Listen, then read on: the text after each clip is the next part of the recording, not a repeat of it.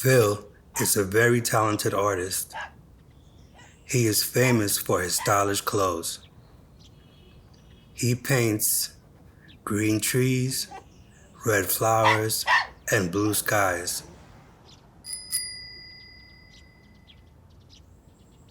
Adjectives.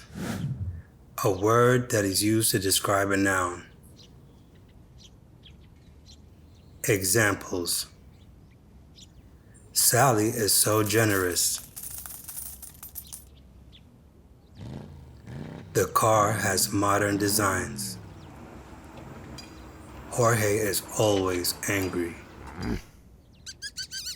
The bored monkey looked for something fun to do.